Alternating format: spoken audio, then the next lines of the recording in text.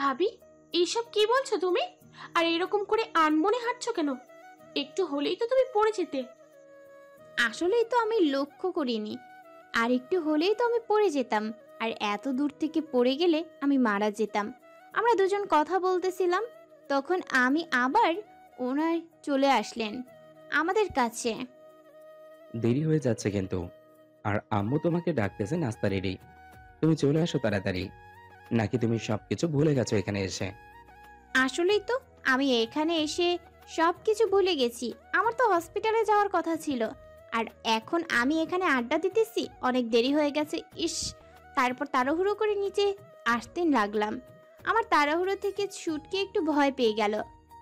আরে ভাবি, কি এমন হয়েছে যার জন্য এত তাড়াহুড়ো করতে চাও? আস্তে চলো, পড়ে যাবে। আর তারপর পড়ে গেলে নিশ্চয়ই কোনো না কোনো ক্ষতি হবে। ভাইয়া, তুই তোর বউকে তো একটু সামলাতে পারিস নাকি? তুই একটা বদমাইশ। চুপ কর, উনি বাচ্চা মেয়েরা পড়ে যাবে। তার মানে উনি আমার কথা আমাকে শোধ নিচ্ছে? তাই তো, আমিও দেখে নেব বাচ্চাদান কত দূর যাইতে পারো। নিচে গিয়ে দেখি মা সবকিছু খাবার রেডি করে টেবিলে একটা চেয়ারে বসে আছে, হয়তো আমাদের জন্য অপেক্ষা করতেছে। আরে মা, হয়ে গেছে তো, একটু ডাকলেই পারতেন। এভাবে আমাদের জন্য অপেক্ষা করার কি আছে? আরে পাগলি মেয়ে, ওইসব কিছুই না, এখন চুপচাপ বসে পড়ো। না, আপনারা বসেন, আমি খাবার সার্ভ করব। এটা হয় না। তুমি আমাদের বাসায় নতুন মেহমান বা অতিথি এখন। যেহেতু তুমি পার্মানেন্টলি এই বাসায় এখনো সেট হওনি, তাই তুমি এখন অতিথি। আর অতিথিকে এসব কাজ করতে দেখি না। আমরা যখন আসব তখন দেখব কত করতে পারো। এখন আমি খাবার সার্ভ করব, তুমি বসো আর চুপচাপ খেয়ে নাও। আর একটা কথা বলো না। আমি আর কিছু না বলে চুপচাপ একটা চেয়ার টেনে বসে পড়লাম। আর আমার অপোজিট সাইডে ওই বদমাইশ লোকটা বসে পড়ল। খাওয়া মাত্র শুরু করেছি, এর মধ্যে বদমাইশ লোকটা ওনার পা দিয়ে আমার পায়ে স্লাইড করতেছে। ইচ্ছে করতেছে ওনাকে মাথার উপর তুলে সুন্দরভাবে একটা আছাড় দিয়ে কোমরটা ভেঙে ফেলি, কিন্তু দুঃখের বিষয় এটা করতে গেলে আমার সমস্যা হবে।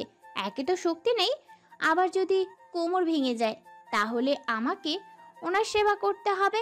ধুর, ভালো লাগে না। আমি চোখ দিয়ে ইশারা করতেছি, এসব কি হচ্ছে? আর উনি নিঃশব্দে ইশারা করতেছে, কই কিছু না তো।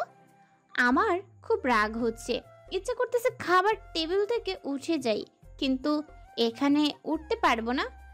তখন থেকে তো জ্বালাতে জ্বালাতে আমার জীবনটাই শেষ করলো, এখন আবার জ্বালানো শুরু করছে। খাইতে বসেও শান্তি নাই।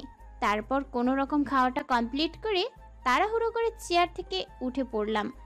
আমার এরকম কাণ্ড দেখে, কি রে মা, কি হয়েছে? এরকম তাড়াহুড়ো করছিস কেন? তেমন কিছু না, একটা বিড়াল।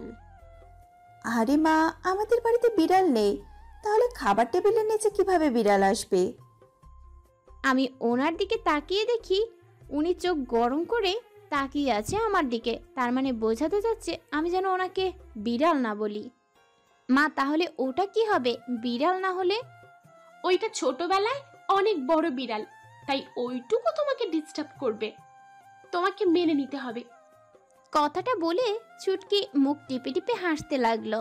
তার মানে ছুটকি বুঝে গেছে সবকিছু। কি রে, কি বলছিস তোরা এসব? আমি তো কিছুই বুঝতে পারছি না। আম্মু, তোমাকে কিছু বুঝতে হবে না, খাওয়াটা শেষ করো। তোরাও না কখন কি বলিস, সবকিছু আমার মাথার উপর দিয়ে চলে যাচ্ছে, কিছুই বুঝছি না। তারপর সবাই খাওয়া দাওয়া শেষ করে যে যার রুমে চলে গেল। কিন্তু আমি কোথায় যাব? হঠাৎ করে উনি কোথা থেকে এসে যেন আমার হাতটা টেনে ধরে উপরে নিয়ে যেতে লাগলো। তার মানে উনি এখন ওনার রুমে নিয়ে যাচ্ছে, এটাই বোঝা যাচ্ছে। আরে আস্তে, এত তাড়াহুড়ো করার কি আছে? ব্যথা পাওয়া হাতে একটু আস্তে ধরুন।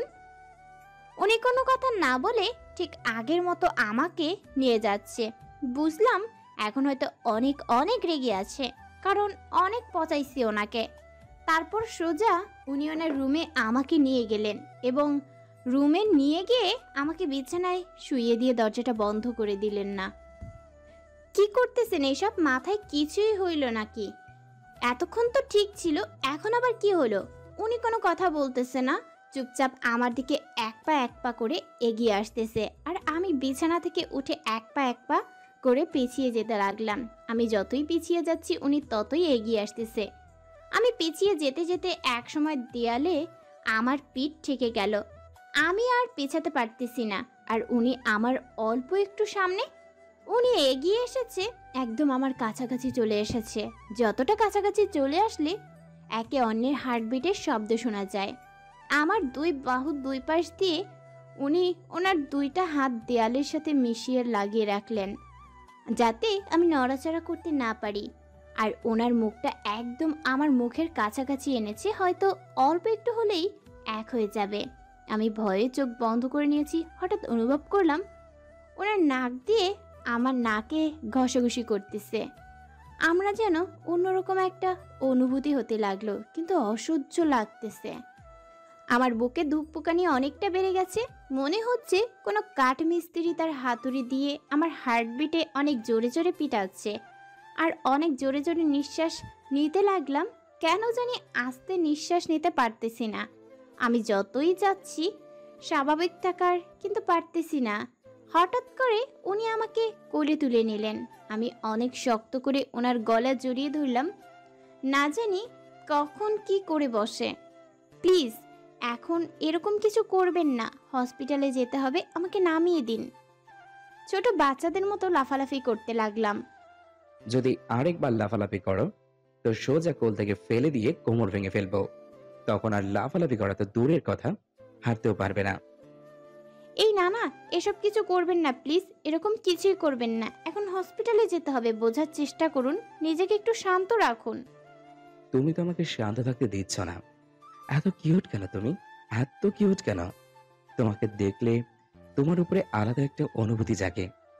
কেন তুমি এত সুন্দর? কেন বলো তো আমাকে। উফ, সেটা আমি কিভাবে বলবো আমি এত সুন্দর কেন? যদি আপনার আমার সুন্দরের উপর হিংসা হয় তাহলে আমার মুখে কালি মেখে দিন। এখন চুপচাপ থাকবে, আমাদের রোমান্স হবে। গোসল করে চলে যাব হসপিটালে। আমার এখন গোসল করার ইচ্ছা নেই। তাহলে আর কি করার? আমার কাজ আমাকে করতে হবে। তুমি চুপচাপ শুয়ে থাকো। চোখ মেরে কথাটা বললেন উনি। আমার একদম অসহ্য লাগতেছে, কিন্তু অনেক ভালো লাগতেছে ওনার এরকম ভালোবাসা দেখে। এই না না, একদম না, এসব কিছুই করবেন না। এখন গোসল করতে ভালো লাগতেছে না, এখন পরে গোসল করব। আমার কথা মনে হয় ওনার কানে অবধি পৌঁছাচ্ছে না। উনি আমাকে কোলে করে নিয়ে গিয়ে বিছানায় শুয়ে দিলেন এবং আমার উপর উনি শুয়ে পড়লেন। উফ, আপনাকে আমি সহ্য করতে পারি না। আপনার ওজন পুরোটাই আলুর বস্তা, আর সেই আলুর বস্তা আমার উপর শুয়ে থাকলে আমি ভর্তা হয়ে যাব। প্লিজ উঠুন। কে শুনে কার কথা? ওনার ঠোঁট দুটো আমার ঠোঁটে ঢুকিয়ে দিলেন এবং গভীরভাবে চুম্বন করতে লাগলেন আমার ঠোঁট এবং চুষতে লাগলেন। আমি ছটফট করতে লাগলাম, কিন্তু বেশিক্ষণ ছটফট করতে পারলাম না। যখন ওনার গভীর চুম্বনগুলো আমাকে নাড়া দিয়ে যাচ্ছে তখন আমি এমনিতেই থেমে গেলাম, আর ইচ্ছা করতেছে না ছটফট করার। আমি আমার এক হাত দিয়ে ওনার চুলগুলো মুষ্টিবদ্ধ করে নিলাম এবং অন্য হাত দিয়ে ওনার পিঠে খামচি দিয়ে ধরে রাখলাম। ওনার ঠোঁট দুটো আমার ঠোঁট থেকে সরিয়ে আমার গলায় ওনার ঠোঁট দুটো বসিয়ে দিলেন। আমার অন্যরকম একটি শিহরণ বয়ে যাচ্ছে মনের ভিতর। আমি শুধু চুপচাপ ওনার স্পর্শগুলোকে অনুভব করতে লাগলাম। আসলে ভালোবাসার অনুভূতিগুলো যে কীরকম হয় সেটা আমি আজ পর্যন্ত জানি না। কোনোদিন এরকমভাবে কারো সংস্পর্শে আসিনি, আজকে প্রথম। আস্তে আস্তে আমরা দুজন হারিয়ে গেলাম ভালোবাসার সুখের সাগরে, যে সাগরের ওপর ওনার শরীরটা এলিয়ে দিয়ে জোরে জোরে নিঃশ্বাস নিতে লাগলেন, আর আমিও জোরে জোরে নিঃশ্বাস নিতে লাগলাম। এই অনুভূতিটার ব্যাখ্যা আমি দিতে পারবো না। এটা যে অন্যরকম একটা অনুভূতি। বেশ কিছুক্ষণ পর আমার মনে পড়লো আমাদের তো হসপিটালে যেতে হবে। এখন তো 3টা বাজে। আম্মু মনে হয় আমার জন্য টেনশন করতেছে। এই যে মিস্টার, এখন কিন্তু 3টা বাজে, হসপিটালে যেতে হবে। আম্মুকে বলে এসেছি আমি দুপুরের আগে ওখানে ফিরবো। এখন 3টা বাজে, আম্মাকে নিয়ে হয়তো আম্মু এখন টেনশন করতেছে। এই তো গোসল করে আমরা চলে যাব। ওই যে ওইদিকে ওয়াশরুমে যাও, ফ্রেশ হয়ে আসো, তারপর আমি ফিরে আসব। আমি আর কিছু না বলে চুপচাপ ওয়াশরুমে চলে গেলাম। খুব তাড়াতাড়ি ফ্রেশ হয়ে নিলাম, কারণ আমাকে এখন হসপিটালে যেতে হবে। আমার এখন খুব টেনশন হচ্ছে, আম্মু কি না কি জানি ভাবতেছে আমাকে নিয়ে অনেক টেনশন করতেছে এখন। আমি ফ্রেশ হয়ে রেডি হয়ে বেরিয়ে দেখি উনি সব কিছু পরে রেডি আছে। বুঝলাম না, উনি মনে হয় অন্য রুমে ফ্রেশ হয়ে এসেছে। যাই হোক, অনেক ভালো হয়েছে, আর দেরি করতে হবে না। আমাকে দেখে উনি অবাক হয়ে তাকিয়ে আছেন আমার দিকে। বুঝলাম না এরকম অদ্ভুত আচরণ করার কি আছে। মাঝে মাঝে এমন অদ্ভুত আচরণ করে যেটা আমার বোঝার ক্ষমতার বাইরে। কি হয়েছে এখন? আর কি হলো? এরকম তাকিয়ে আছেন কেন? নিন, তাড়াতাড়ি নিন, আমাকে যেতে হবে, খুব টেনশনে আছি। আচ্ছা চলো, এখন আর কিছু হচ্ছে না। যদি তুমি অনেক টেনশনে আছো, তোমার টেনশন মুক্ত করতে হবে। চলো। তারপর মাকে আর ছুটকিকে বলে বেরিয়ে পড়লাম বাসা থেকে, কারণ এখন খুব তাড়াতাড়ি হসপিটালে যেতে হবে, ডক্টরের সাথে কথা বলতে হবে, তারপর রিলিজের ব্যাপারটা নিয়ে আলোচনা করতে হবে ডক্টরের সাথে। আমি গাড়িতে গিয়ে বসলাম আর উনি গাড়ি চালাতে লাগলেন। আচ্ছা, আমাকে একটা কথা বলো তো। কি কথা বলুন? আম্মু তোমাকে তখন কি কি বলেছে আমাকে বলো প্লিজ। ও, এই কথা? তেমন কিছু বলে নাই, নিশ্চিন্তে থাকতে পারেন। আরে, আমি ওসব শুনতে চাইনি। কি বলেছে সেটাই শুনতে চেয়েছি। বলা যাবে কি না? না, এখন বলতে পারবো না। এখন বললে কি হবে? আমি এখন শুনতে চাচ্ছি, আমি এখনই শুনবো। না, আমি এখন বলতে পারবো না, আর এখন আমার ইচ্ছে হচ্ছে না আপনার সাথে সব কথা শেয়ার করার, বুঝেছেন? তাই খুব তাড়াতাড়ি গাড়ি চালান, হসপিটালে যেতে হবে। এই মেয়ে, এত ঝগড়া করো কেন? বললে কি হয়? সামান্য একটু কথা বলবো, তাই না? কি বললেন? আমি ঝগড়া করি? আমি ঝগড়াটি মেয়ে, তাই না? উফ, আমি কখন বললাম যে তুমি ঝগড়াটে মেয়ে? আবার মিথ্যা কথা বলা হচ্ছে। আপনি আমাকে ঝগড়াটি মেয়ে বলেননি। আরে, আমি কখন বললাম? কি শুরু করলেন গাড়িতে ঝগড়া করা? লোকে শুনলে কি বলবে? আমি লোকের ধার ধারি না। আপনি আমাকে ঝগড়াটি মেয়ে বললেন, সেটা যেটার জন্য সেটা বললেন না। আরে বাবা, আমি তোমাকে কখন ঝগড়াটে মেয়ে বললাম? আর যদি বলেও থাকি, ভুল করে বলেছি আমি। প্লিজ আমাকে মাফ করে দাও এখন। আমি গাড়ি চালাচ্ছি, রাস্তার লোকগুলো শুনলে বলবে এরা ঝগড়াটে কাপল। আপনি আমার সাথে কথা বলবেন না, আপনার সাথে আরি। মুখটা গোমড়া করে ওনার দিক থেকে অন্যদিকে তাকিয়ে রইলাম। বললাম তো, ভুলে বেরিয়ে গেছে হয়তো। আমার তো স্মরণ হচ্ছে না আমি কখন বলেছি। যদিও বলে থাকি তাহলে সরি। প্লিজ এরকম গুমড়ে মুখ করে থেকো না। তোমাকে দেখতে একদম বাজে লাগে। আমাকে দেখতে তো ভালোই লাগবে না এখন, আমাকে তো জানি না। মানে? আমি তো এখন পুরনো হয়ে গেছি, নতুন কাউকে লাগবে, তাই না? এই মেয়ে, থাপ্পড় ছিল থাপ্পড়, এক থাপ্পড় দিয়ে সবগুলো দাঁত ফেলে দিব। হ্যাঁ, তাই তো করতে পারবেন, তাছাড়া তো আর কিছুই পারবেন না। আর এরকম করে ঝগড়া করার কি আছে? আপনি আমাকে ঝগড়াটে মেয়ে বললেন কি জন্য? আমি কি আপনার সাথে সবসময় ঝগড়া করি, তাই না? এরকম করে ঝগড়া করতে করতে দুজনের মধ্যে খুনসুটি চলতে থাকলো। আমি ইচ্ছে করে ওনার সাথে ঝগড়া করলাম। ওনাকে এরকম করে জব্দ করতে বেশ মজাই লাগতেছে। আর কিরকম বাচ্চা ছেলেদের মতো আমাকে ভয় করতেছে এখন। দুজনের ঝগড়া করতে করতে হসপিটালে পৌঁছে গেলাম। আমি গাড়ি থেকে আগে আগে নেমেই হসপিটালের ভিতরে ঢুকে গেলাম। উনি আমার পেছনে পেছনে আমাকে ডাকতে ডাকতে চলে আসতেছে। আমি হসপিটালের এক কোণায় গিয়ে দাঁড়িয়ে গেলাম। উনি দেখি আমাকে খুঁজতে লাগলো, এদিক থেকে ওদিক, ওদিক থেকে এদিক। আমি এখানে দাঁড়িয়ে মজা নিতে লাগলাম। হঠাৎ করে দেখলাম উনি আর আমাকে খুঁজতেছে না। বুঝলাম না, তাহলে চলে গেল? আমি আড়াল থেকে বেরিয়ে একটু উকি দিয়ে দেখি, না, গাড়িতে ওখানেই আছে। তাহলে উনি কই গেল? এসব ভাবতে ভাবতে আমি আমার ভাইয়ার ক্যাবিনে গেলাম। মা আর ভাইয়া দুজনে কথা বলতেছে আমাকে নিয়ে। আরে ভাইয়া, এই তো আমি এসে গেছি, আর টেনশন করতে হবে না, আর কালকে তোমাকে বাসায় নিয়ে যাব। তুই না বললি দুপুরের আগে চলে আসবি, আর এখন বাজে বিকাল 4টে। এতক্ষণে তোর আসার সময় হলো? বাসায় এতক্ষণ কি কি কাজ করলি তুই? আরে আম্মু আর বলো না, রাস্তা দিয়ে যখন বাসায় যাচ্ছি তখন আমার এক বান্ধবীর সাথে দেখা হয়। ও জোর করে ওর বাসায় নিয়ে গেল। ওর বাসা থেকেই বাসায় গেছিলাম দুপুরে, বাসা থেকে এখন চলে আসলাম। আম্মুকে এখন সত্যিটা বলা যাবে না, আলাপের মাধ্যমে সবকিছু আম্মুকে বুঝিয়ে বলতে হবে।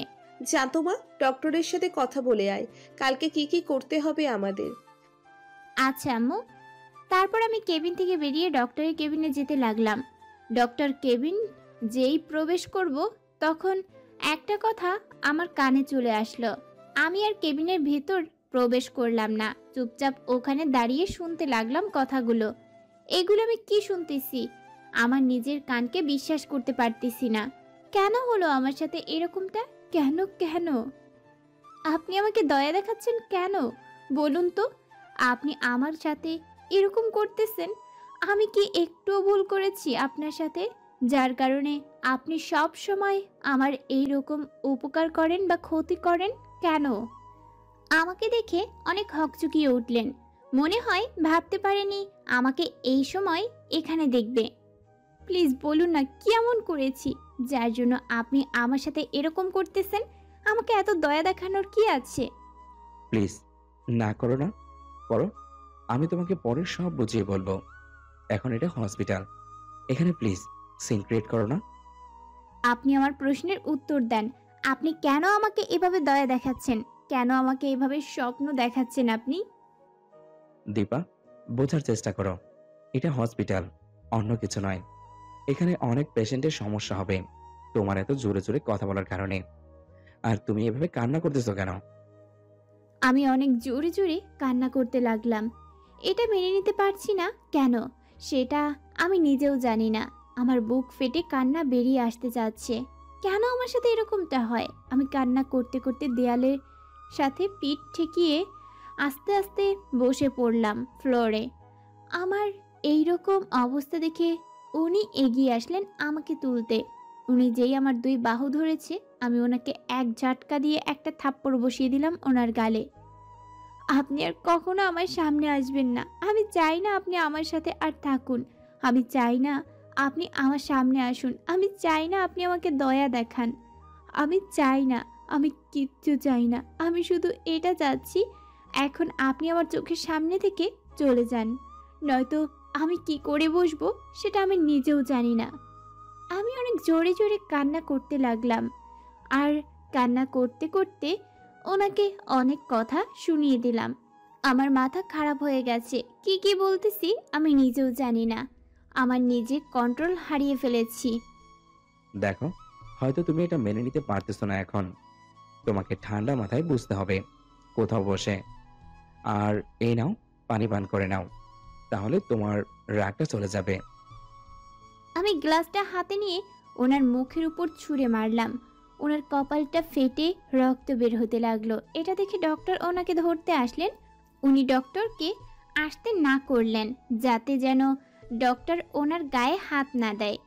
আমি এখনো ওখানেই বসে অনেক জোরে জোরে কান্না করেই যাচ্ছি। উনি ওখান থেকে অনেক রেগে আমার কাছে এসে আমাকে দাঁড় করিয়ে কয়েকটা থাপ্পড় মারল। আমি থাপ্পড় টাল সামলাতে না পেরে আবার ফ্লোরে পড়ে গেলাম। আমাকে থাপ্পড় মেরে ফেলে দিয়ে উনি হন হন করে কেবিন থেকে বাইরে বেরিয়ে গেলেন। আর আমি ওনার মুখটা দেখতে পেলাম না। আমি ওখানে বসেই কান্না করতেছি। ডক্টর অবাক, হয়তো ডক্টর এটা আমাদের কাছ থেকে আশা করেননি কখনো। এত কাছে ছিলে তবু করিনি খেয়াল, তোমার আমার মাঝে অদৃশ্য দেয়াল। তোমাকেই বুঝি খুঁজেছি আমি এতকাল, এক ঝলকেই বদলে গেল আমার দিনকাল। যাকে চেয়েছি তাকে পেয়েছি, সুন্দর হলো সকাল। আমি জেনেছি আমি মেনেছি, তুমি আমার চিরকাল। আমার শুধু একটা তুমি চাই, তা কি বোঝো না?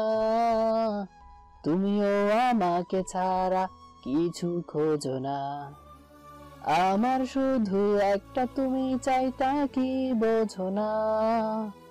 তুমিও আমাকে ছাড়া কিছুই খোঁজো না। মাহিন হসপিটাল থেকে বেরিয়ে গাড়ি নিয়ে অনেক স্পিডে গাড়ি চালাতে লাগলো। রাস্তায় কোনো ট্রাফিক আইন না মেনে অনেক হাই স্পিডে গাড়ি চালিয়ে যাচ্ছে। আর এইদিকে দীপা ওখানে বসে কান্না করছে আর ব্যাকগ্রাউন্ড মিউজিকটা বাজছে। দুজনের চোখেই পানি। মাহিন গাড়ি চালাচ্ছে আর হাত দিয়ে চোখের পানিগুলো বারবার মুছে ফেলছে। আর দীপা দুই হাঁটুর মাঝখানে মাথা রেখে কান্না করেই যাচ্ছে। হঠাৎ করে মাহিন লুকিং গ্লাসে দেখলো তাতে একটা গাড়ি অনেকক্ষণ তাকে ফলো করছে। সে বিষয়টা বুঝতে পারলো না আসলে ঘটনাটা কি হতে যাচ্ছে তার সাথে আজকে। গাড়িটা তাকে অনেকক্ষণ ফলো করছে এবং গাড়িটা অনেক স্পিডে আসছে।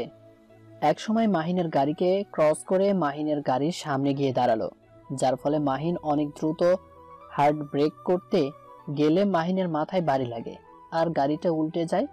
মাহিন দেখতে পেল ওই গাড়িটা থেকে সেদিন যে মেয়ে দুটোকে থাপ্পড় মেরেছিল সে মেয়ে দুটো বেরিয়ে আসলো এবং তার সাথে কয়েকটা ছেলে। ছেলেগুলোর হাতে হকি স্টিক, কারো হাতে ছুরি, তো কারো হাতে গান। কিরে কুত্তার বাচ্চা, সেদিন তো অনেক বক বক করলি। সেদিন তোকে পুঁতে ফেলতে পারতাম, কিন্তু তখন মজা পাইতাম না। তোকে এখন ইচ্ছা মতো মারবো, অনেক মজা করবো তোকে মেরে। তুই জানিস কাদের কাছে তুই হাত তুলেছিলি? তোর ভাগ্যটা ভালো, সেদিন আমাদের কোনো মুড ছিল না তোকে মারার, কিন্তু আজকে কেন জানি তোকে দেখে মুডটা জেগে উঠলো। অনেক আফসোস হচ্ছে জানিস, কারণ আমি এই প্রথম আমার কোনো ক্রাশকে মেরে ফেলতে চাচ্ছি। মাহিন মনে মনে ভাবতে লাগলো আজকে তো তার শেষ দিন, হয়তো আর কোনোদিন দীপার ওই মুখটা দেখতে পাবে না। তার ভাগ্যে এটাই ছিল। মাহিন ভাবছে তার জীবনটা বড়ই অদ্ভুত। যাকে এত ভালোবাসলো সে তার মনটা বুঝতে পারলো না। আর তার কপালটা অনেক খারাপ, আজকে তাকে পৃথিবী থেকে বিদায় নিতে হচ্ছে। ছেলেগুলো মাহিনকে গাড়ি থেকে টেনে বাহিরে নিয়ে গেল এবং হকি স্টিক দিয়ে ইচ্ছা মতো পেটাতে লাগলো। আর মেয়ে দুটো ভিডিও করছে আর মজা নিচ্ছে। মাহিন অনেক জোরে জোরে চিৎকার করে কান্না করছে আর তার মাকে ডাকছে, কিন্তু ছেলেগুলোর পাষাণ মন, তারা ইচ্ছা মতো মাহিনকে পেটাতে লাগলো। এইদিকে দীপা কান্না করতে করতে ওখানেই সেন্সলেস হয়ে পড়ে আছে। হঠাৎ করে একটা নার্স এসে দীপাকে ওই অবস্থায় দেখে জোরে একটা চিৎকার করে উঠল। নার্সের চিৎকার শুনে আরো কয়েকজন ডাক্তার সহ নার্স ক্যাবিনে প্রবেশ করলো। সবাই ক্যাবিনে প্রবেশ করে দীপাকে ওই অবস্থায় দেখে। তাড়াহুড়ো করে সবাই দীপাকে একটা ক্যাবিনে শিফট করলো এবং দীপার দ্রুত চিকিৎসা শুরু করলো। বেশ কিছুক্ষণ হয়ে গেল, তাও দীপার জ্ঞান ফিরতে চায় না। ডাক্তার এবং নার্স অবাক, এটা কিভাবে সম্ভব? রোগীর তো শরীর একদম দুর্বল, এত দুর্বল যে ওর এখন কোনো ধরনের মেডিসিন প্রয়োগ করা যাবে না। তাহলে তো খুব বিপদে আছে, কখন যে নিঃশ্বাসটা বন্ধ হয়ে যায় বুঝতে পারছি না। এখন কি করব স্যার? এখন আর আমাদের হাতে কিছু করার নেই, এখন সব উপরওয়ালার হাতে। যদি ওনার হায়াত থেকে থাকে তো উনি বেঁচে থাকবে, আর যদি হায়াত না থাকে তাহলে আমাদের কিছু করার নেই, উনি পরপরে পাড়ি জমাবেন। এই রোগীর ভাইয়া আমাদের এখানে ভর্তি আছেন অনেক দিন যাবত, আর তার মাও এই হসপিটালে আছে। আমি কি তাদের এই খবরটা এখন দিব নাকি না? এই কাজ ভুলেও করবেন না, তাহলে ওনার অনেক উত্তেজিত হয়ে যাবে এবং ওনার ভাইয়ের অনেক বড় একটা ক্ষতি হওয়ার সম্ভাবনা রয়েছে। আর আমি যতটুকু জানি ওনার মা হার্টের রোগী। এই খবর যদি উনি শোনে হয়তো ওনার হার্ট অ্যাটাক করতে পারে। তাই আমাদের এখন কাউকে কিছু বলা উচিত হবে না, সব উপরওয়ালার হাতে। এখন সবাই আল্লাহর কাছে হাত তুলে দোয়া করেন মেয়েটার জন্য। ডাক্তার এবং নার্স সবাই নফল নামাজ পড়ে দীপার জন্য দোয়া করলো যাতে মেয়েটা সুস্থ হয়ে যায়। এইদিকে এই তোরা থাম, আর মারিস না, একদম মেরে ফেললে আমরা আমাদের বিপদে পড়তে হবে। পুলিশ কিছু হতে পারে, তখন সামলাতে অনেক জটিল হয়ে যাবে। এমনিতেই অনেক পিটাইছিস, আর এখন ওর অবস্থা মর্মান্তিক, যে কোনো সময় শ্বাসরুদ্ধ হয়ে মারা যেতে পারে। তাই আমাদের আর এখানে থাকা উচিত হবে না, চল সবাই। তুই একদম ঠিক কথা বলতেছিস। পুলিশ কেস হয়ে গেলে একটু ঝামেলা হবে, তখন আবার বাসায় অনেক ঝামেলা হবে, আব্বু আম্মু অনেক বকাবকি করবে। তার থেকে একে এই অবস্থায় ফেলে যায়, যখন মারা যাবে। ওখান থেকে সবাই চলে গেল। মাহিন মাঝ রাস্তায় পড়ে আছে আর ধীরে ধীরে নিঃশ্বাস নিচ্ছে। কখন যে নিঃশ্বাস থেমে যায় আর মাহিন পরপারে চলে যায় সেটা কেউ নিশ্চিত না, এমনকি আমিও। মাহিন অনেক চেষ্টা করছে দু চোখ খোলার জন্য, কিন্তু পারছে না। যতই চেষ্টা করছে চোখ দুটো খোলা রাখার জন্য, চোখ দুটো ততই তার সাথে বেইমানি করছে। চোখ দুটো আস্তে আস্তে বন্ধ হয়ে আসছে। মাহিন আবার চেষ্টা করছে চোখ খোলা রাখার জন্য, কিন্তু পারছে না। চোখ দুটো আপনা আপনি বন্ধ হয়ে আসছে। মাহিনের চোখের সামনে শুধু ভেসে উঠছে দীপার সেই কান্না ভরা মুখখানি, যে মুখে রয়েছে অনেক মায়া। চোখে রয়েছে গভীর অতল মায়ার সাগর, যে চোখ দুটোর মায়ায় পড়ে মাহিন দীপার প্রেমে পড়েছিল। আজকে সেই চোখ দুটোই মাহিনের জন্য শুধু ঘৃণাই দেখতে পেয়েছিল। মাহিন ভুলেই গেছে তার শরীর থেকে রক্ত ঝরে যাচ্ছে, আর মাহিনের রক্ত দিয়ে পুরো রাস্তাটা লাল হয়ে যাচ্ছে। মাহিনের চারদিকে রাস্তাটা লাল হয়ে আছে মাহিনের রক্তে, আর সেই রক্তের উপর শুয়ে আছে মাহিনের অস্তিত্ব আর কিছুক্ষণ থাকবে, তারপর বিলীন হয়ে যাবে সবার মাঝ থেকে। মাহিন অনেক চেষ্টা করছে তার বেঈমান চোখ দুটোকে খুলে এই পৃথিবীটা দেখার জন্য, কিন্তু তার বেঈমান চোখ দুটো বন্ধ হয়ে যাচ্ছে। কালো মেঘে ছেয়ে যাচ্ছে তার হৃদয়। একদিন মাটির ভেতরে হবে ঘর, রে মন আমার, কেন বান্ধ দালান ঘর। মাহিন আধো আধো চোখ দিয়ে দেখতে পেল একটা গাড়ি তার দিকে এগিয়ে আসছে। মাহিন চোখ দুটো ভালোভাবে খুলে দেখতে চাইলো গাড়িটা কার হবে, কিন্তু পারলো না। মাহিনের চোখ দুটো বন্ধ হয়ে গেল। নিঃশ্বাসটাও থেমে গেল। এই ড্রাইভার, গাড়ি থামা। সামনে দেখতে ওটা কি পড়ে আছে, মানুষ না? জি স্যার, মানুষ এ তো মনে হচ্ছে, কিন্তু এরকমভাবে রক্তাক্ত অবস্থায় রাস্তায় পড়ে আছে কি জন্য? আরে গাদা কোথাকার, হয়তো কেউ ওকে পিটিয়েছে আর রাস্তায় ফেলে দিয়ে গেছে। চলো দেখি এখনো বেঁচে আছে কিনা। তারপর রাকিব আর ড্রাইভাররা দুজনে মিলে মাহিনের কাছে চলে গেল। স্যার, লোকটার সামান্য পরিমাণ প্লাস রেট চলছে। বলিস কি? তাড়াতাড়ি নিয়ে লোকটাকে হসপিটালে নিয়ে যেতে হবে। যদি পরে পুলিশের খপ্পরে পড়ে যায়, বলা তো যায় না, বাংলাদেশের পুলিশ। আরে চুপ থাক, একটা লোক মরে যাচ্ছে আর উনি আছে পুলিশকে নিয়ে। রাকিব এবং ড্রাইভার দুজনে মাহিনকে ধরাধরি করে গাড়িতে তুলে নিল এবং হসপিটালের উদ্দেশ্যে রওনা দিল। স্যার, আপনি কি একটা জিনিস লক্ষ্য করেছেন? মানুষ এত নিষ্ঠুর হতে পারে? একটা মানুষকে কেমনে এইভাবে পিটাইতে পারে? তাদের মনে কি একটু দয়া মায়া নাই? আর মানুষটাকে দেখতেছেন, তরতাজা একটা মানুষ, মুখে এখনো হাসির রেখা ফুটে আছে। আরে পাগল, এই দুনিয়াটা আর আগের মতো নেই। এখন মানুষ টাকার জন্য যে কোনো পর্যায়ে পৌঁছে যেতে পারে। আর এখন টাকার জন্য ছেলে মাকে খুন করতেছে, মা ছেলেকে খুন করতেছে, বাবা ছেলেকে খুন করতেছে, ছেলে বাবাকে খুন করতেছে। এখন থেকে শুনে সাবধানে তাড়াতাড়ি গাড়ি হসপিটালে নিয়ে যা। তারপর ড্রাইভার অতি সাবধানের সাথে গাড়িটি অনেক দ্রুত চালিয়ে হসপিটালে নিয়ে গেল। হসপিটালে গিয়ে রাকিব কয়েকজন নার্সকে ডেকে মাহিনকে হসপিটালের একটা ক্যাবিনে শিফট করালো। নার্সরা মাহিনের এই অবস্থা দেখে অনেকটা অবাক হয়ে তাকিয়ে আছে। তারা কখনো এরকম পেশেন্ট দেখেনি। একজন নার্স ওই হসপিটালের সব থেকে অভিজ্ঞ ডাক্তারকে খুব তাড়াতাড়ি ডেকে আনলেন। তারপর ডাক্তার মাহিনকে দেখে অনেকটা আপসেট হয়ে পড়লেন। তিনি ভাবতে পারছেন না পেশেন্টকে বাঁচাতে পারবেন কিনা। তারপর খুব দ্রুত মাহিনকে আইসিইউতে নেওয়া হলো। কেউ শিওর দিতে পারছে না যে মাহিন বাঁচতে পারবে কিনা। নার্স, রোগীকে তাড়াতাড়ি আইসিইউতে নিয়ে যাও, খুব তাড়াতাড়ি অপারেশন করাতে হবে, নয়তো ওনাকে আর বাঁচানো সম্ভব হবে না। বাকিটা আল্লাহর ইচ্ছা, আমাদের যতটুকু কর্তব্য আমি করে যাব। সবাই বলছে তাদের নিজের সর্বোচ্চ দিয়ে চেষ্টা করবে, বাকিটা মহান আল্লাহ তাআলার হাতে। তিনি যদি তার হায়াত রেখে থাকেন তো বেঁচে থাকবে, নয়তো পরলোক গমন করবে পৃথিবীর মায়া ত্যাগ করে। রাকিব এবং ড্রাইভার অনেক চিন্তিত হয়ে আইসিইউ এর বাইরে অপেক্ষা করতেছিল, হাঁটাহাঁটি করছে টেনশন কমানোর জন্য, কিন্তু টেনশন কমছে না। কারণ তাদের চোখের সামনে জলজান্ত একটা মানুষ লাশ হয়ে আসবে, এটা কখনোই মেনে নিতে পারছে না রাকিব চৌধুরী। স্যার, আমার এই প্রথম অন্য কারোর জন্য চোখ থেকে পানি পড়তেছে। জানিস, আমি কখনো এরকম তার মুখোমুখি হই নাই, আজকে প্রথম হলাম। আমার ইচ্ছে করতেছে আমি অনেক জোরে জোরে কান্না করে নিজের মনটাকে হালকা করি, কিন্তু সেটা পারতেছি না, কারণ পুরুষ মানুষ নাকি কান্না করতে নেই। তারপর ড্রাইভার আর রাকিব চৌধুরী অনেক কথাবার্তা বললেন এবং দুজনের চোখেই পানি টপ টপ টপ টপ করে পড়তেছে গালবে। এইদিকে দীপা বেডে শুয়ে আছে, তার হাতে 5টা স্যালাইন লাগানো।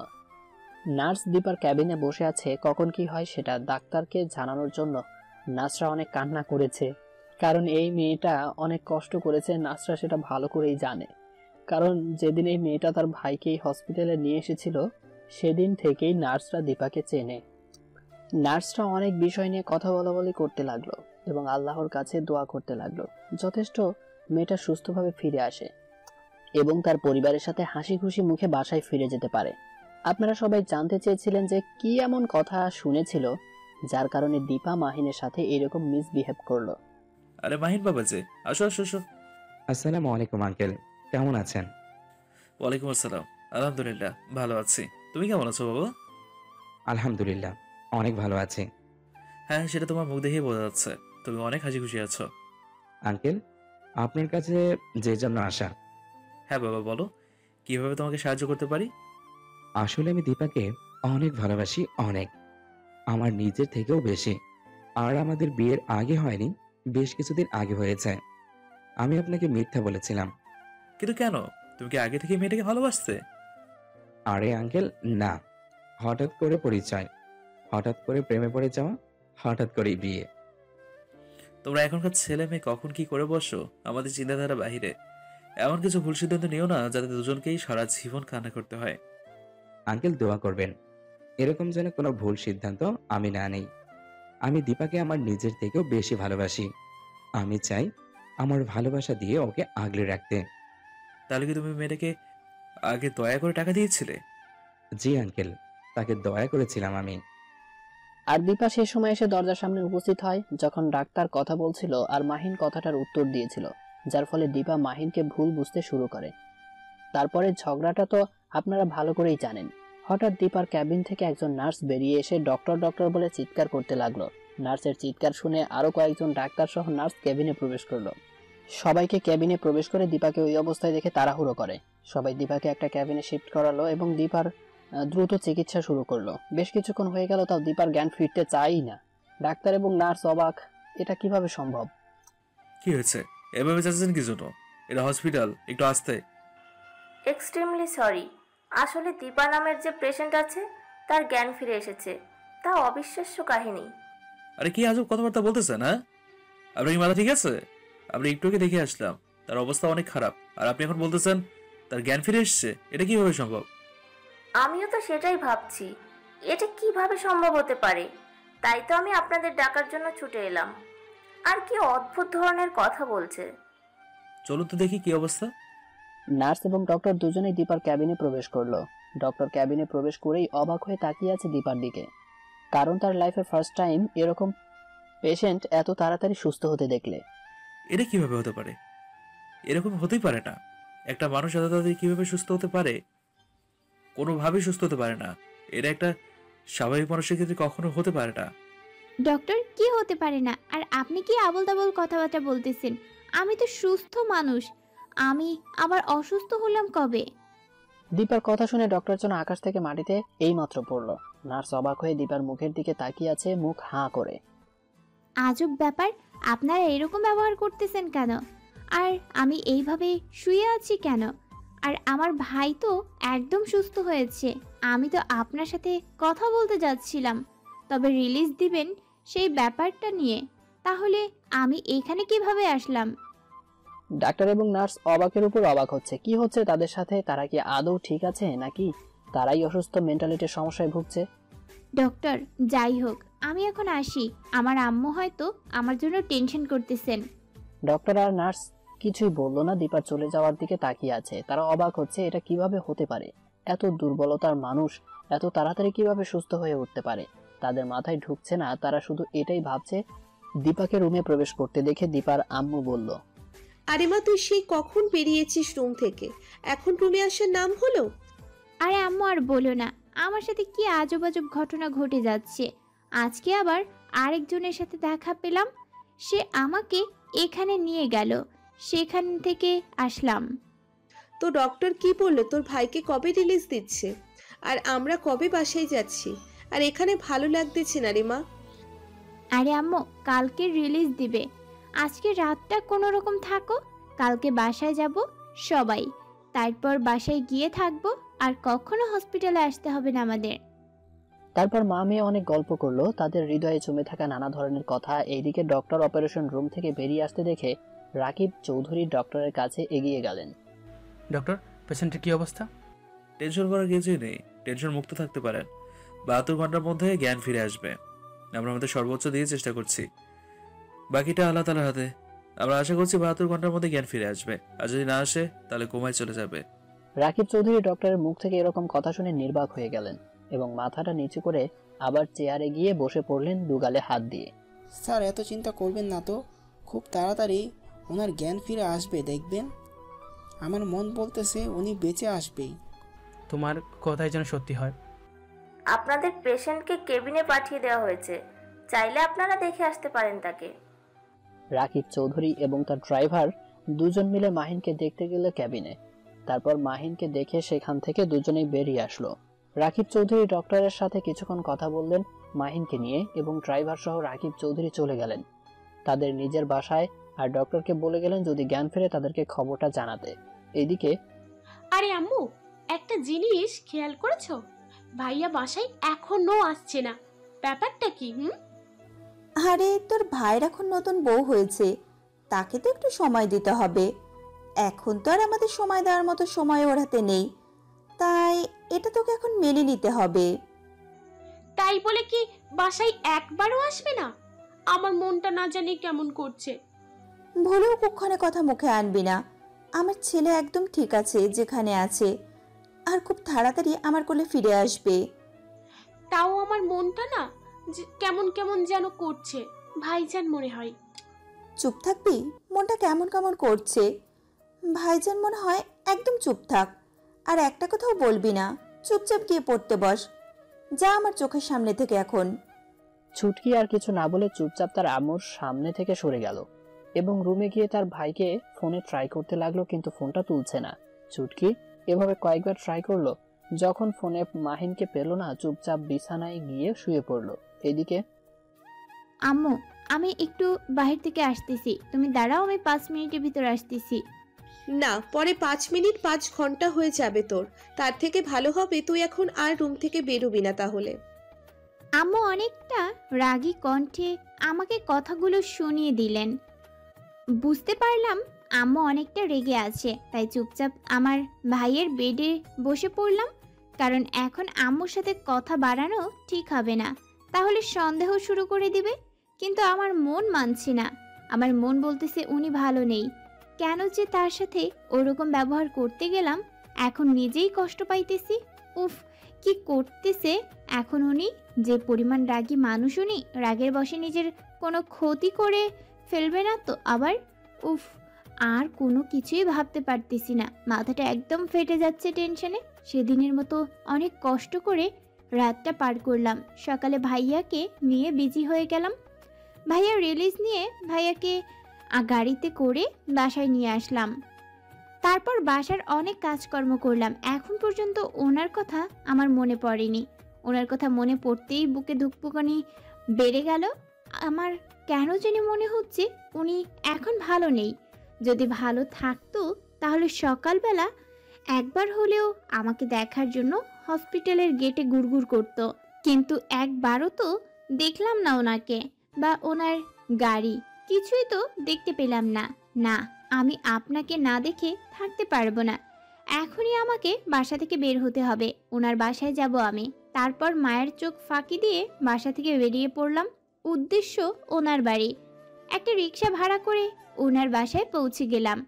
ওনার বাসায় পৌঁছানোর পর যেটা দেখলাম আর যেটা শুনলাম, আমি একদম অবাক। এত কিছু হয়ে গেছে আমার একটু ভুলের জন্য। আমি ওনার বাসায় পৌঁছে দেখি ছুটকি কান্না করতেছে। আমি ছুটকির কাছে চলে গেলাম, কারণ ওর কান্না করার বিষয়টা আমি জানতে চাই।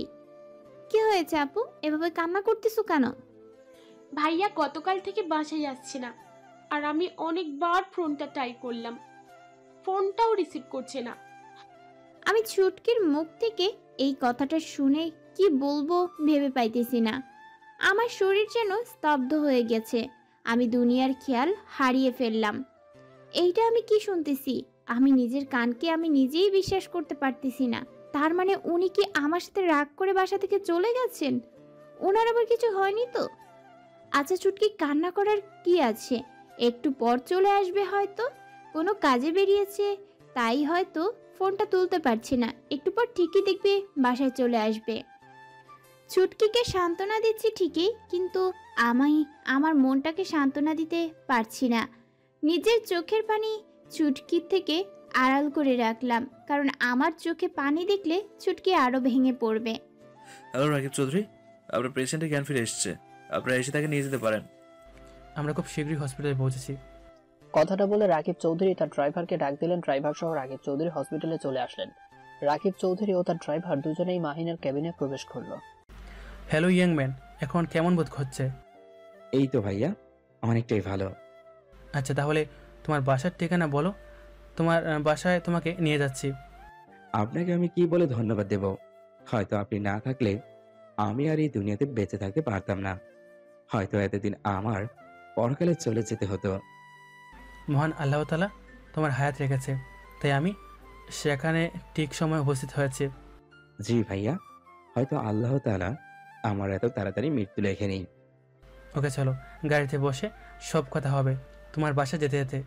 তারপর মাহিন, রাকিব আর তার ড্রাইভার তিনজনই গাড়িতে করে মাহিনের বাড়ির উদ্দেশ্যে রওনা দিল। আচ্ছা বলো তো, তোমার সাথে সেদিন কি এমন হয়েছিল যাওয়ার জন্য এরকম অবস্থা হয়েছিল তোমার? সে এক লম্বা কাহিনী। আরে লম্বা কাহিনী হয়েছে তো কি হয়েছে, তুমি শর্টকাট করে সব বলো, ফিল্মের মতো। তারপর মাহিন রাকিব চৌধুরীর সবকিছু খুলে বলল। আসলে তোমার একটু ভুল আছে, কি জানো?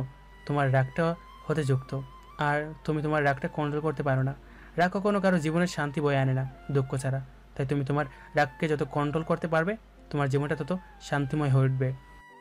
ভাইয়া, আমি কি করব আমি জানি না। আমার কেন এত রাগ হয়? আমি এত চেষ্টা করেছি। আমি সব সময় ঠান্ডা মাথায় সবকিছু সমস্যার সমাধান করব, কিন্তু আমি পারি না। আমি একটা কথা বলি, রাগ করো না। জি ভাইয়া, বলেন।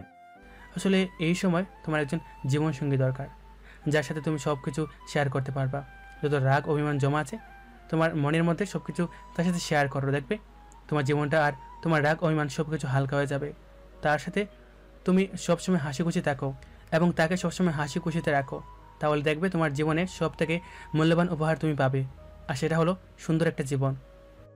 ভাইয়া, আমি এটাই করতে পারি না, কারোর সাথে কোনো কিছু শেয়ার করতে পারি না। শেয়ার করতে গেলেই আমার কেমন জানি অস্থির অস্থির লাগে, সে যেই হোক না কেন। এটা কোনো ব্যাপার না, তুমি তোমার জীবনসঙ্গীর সাথে মিশে দেখো, একবার দেখবে তখন তার সাথে সব কথাই তুমি শেয়ার করতে পারবে। যতদিন না তুমি তার সাথে ভালোভাবে ব্যবহার করছো, তার সাথে সময় দিচ্ছ, ততদিন তুমি কখনোই তার সাথে শেয়ার করতে পারবে না কোনো কিছু। যখন তুমি তোমার জীবনসঙ্গিনীকে সময় দিবা, তার সাথে হাসি খুশিতে কথা বলবা, তখন দেখবা তোমার জীবনসঙ্গিনী তোমাকে তার পৃথিবী মনে করবে, আর তুমিও তাকে তোমার পৃথিবী মনে করবে। জাস্ট একটু মিশে দেখো তার সাথে। জি ভাইয়া, আপনি অনেক মূল্যবান কথা বলেছেন। কারণ কারোর সাথে মিশতে হলে তার সাথে আগে বন্ধুত্ব করতে হবে। আমি এখন থেকে চেষ্টা করব সবকিছু তার সাথে শেয়ার করার। তার মানে তোমার ওয়াইফ আছে আর তুমি বিবাহিত? জি ভাইয়া, আমি বিবাহিত। একটা দুর্ঘটনার মাধ্যমে আমি তাকে বিয়ে করেছিলাম। এর জন্য তুমি তার সাথে সবকিছু শেয়ার করতে পারো না, তাদের দুর্ঘটনার মধ্যে বিয়ে করেছো। জি ভাইয়া, আমার জন্য কেমন কেমন লাগে তার সাথে সব সময় ফ্রি হয়ে কথা বলতে গেলে। কথা বলতে বলতে হঠাৎ করে রাগ চলে আসে মাথায়। কখন কি করে বুঝবো সেটা নিজেও জানি না। এই রাগটা তুমি কন্ট্রোল করতে শেখো, তাহলে তোমার জন পাল্টে যাবে আর তোমার ভবিষ্যৎ অনেক সুন্দর হবে। রাকিব চৌধুরী আর মাহিন কথা বলতে বলতে মাহিনের বাসায় চলে এসেছে। এই ড্রাইভার, গাড়ি থামান, এটাই আমার বাসা। বাড়ি আসুন ড্রাইভার ভাই, আপনিও আসুন। আমি চুটকির সাথে কথা বলতেছি, তখনই কলিং বেলটা বেজে উঠল। তুমি বসো, আমি দেখছি কে এসেছে। তারপর চুটকি দরজার দিকে এগুতে লাগলো, আর আমি দরজার দিকে তাকিয়ে আছি কে এসেছে তাই দেখার জন্য। চুটকি দরজাটা খুলে ভাইয়া বলে চিৎকার একটা দিয়ে কান্না শুরু করে দিল। আমার বুকের ভিতর দুমড়ে মুচড়ে উঠল। চোখ আটকে গেল দরজার সামনে দাঁড়িয়ে থাকা সেই লোকটার উপর। এক দৃষ্টিতে তাকিয়ে আছি দরজারই থাকা মানুষটার উপর। এই কি অবস্থা হয়েছে ওনার? আমি স্বপ্ন দেখতেছি না তো? আমি কি দেখতেছি? এটা কিভাবে হলো? আরে পাগলি বোন, কান্না করার কিচ্ছু হয়নি, আমি একদম ঠিক আছি। এখন বাসার ভিতরে যাইতে দিবি নাকি এখান থেকে তাড়িয়ে দিবি? অনেকটা অভিমানী কণ্ঠে কথাটা বললেন উনি।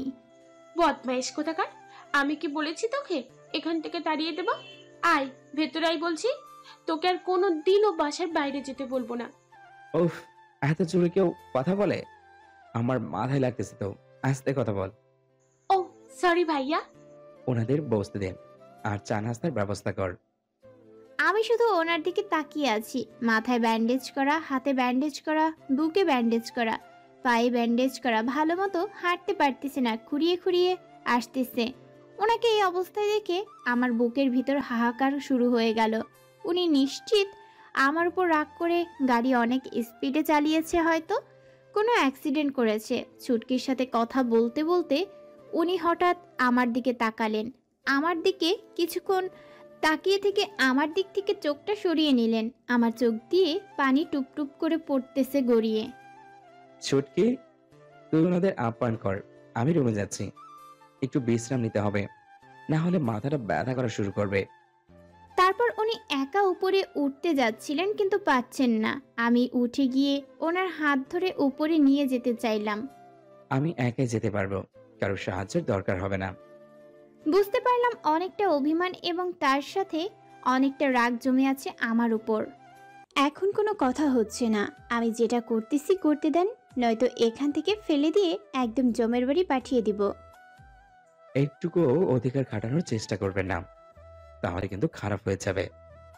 আর একবার বকবক করলে না, সত্যি সত্যি এখান থেকে ধাক্কা দিয়ে ফেলে দিয়ে কোমরটা ভেঙে ফেলবো আপনার। বলছি তো, আমি একাই যেতে পারবো, আপনার সাহায্য আমার দরকার হবে না। এখন কি আপনি চুপচাপ আমার সাথে উপরে উঠবেন, নাকি ফেলে দেব ধাক্কা দিয়ে?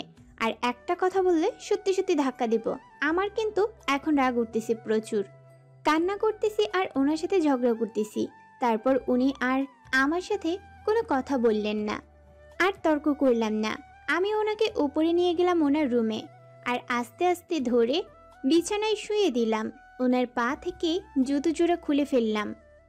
আমি সবকিছু একা করতে পারবো, কারোর সাহায্য দরকার হবে না। প্লিজ, আপনি আমার রুম থেকে আসতে পারেন। বেশি রকম বকবক করবেন না, এটা আমার রুম, আপনার না। বলছি তো, বাইরে যান। যখন সুস্থ হব না, তখন দেখবেন কি অবস্থা করি। এখনো অসুস্থ তো, তাই কিছু করতে পারতেছি না, তাই মাথার উপর চড়ে নাচতেছেন, তাই তো? আমি ওনার একদম কাছে চলে গেলাম, ওনার গায়ে যে হাত বসিয়ে দিলাম।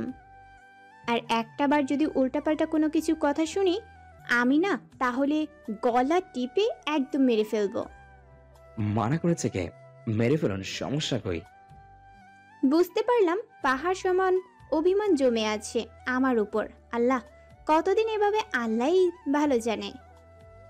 এখন যে এত বকবক করতেছেন, মাথা ব্যথা করবে না? আমার মাথা ব্যথা করুক আর ফেটে যাক, তাতে আপনার কি?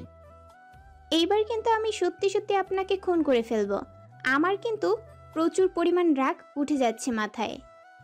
আপনি প্লিজ আমার রুম থেকে এখন বেরিয়ে যান, আর আমাকে একটু একা থাকতে দেন, কারণ আমার একা থাকতে ভালো লাগতেছে। তাই আপনি একটু বেরিয়ে যান, আমি একা থাকতে চাই। আপনি তো এতদিন একাই ছিলেন, তখন তো অনেক ভালো লাগছিল। এখন না হয় আমি আছি, একটু খারাপ লাগলো, সমস্যা নেই। আমি বেরিয়ে যেতে পারবো না, আর একটাবার কথা বলে মুখে টেপ মেরে দেব।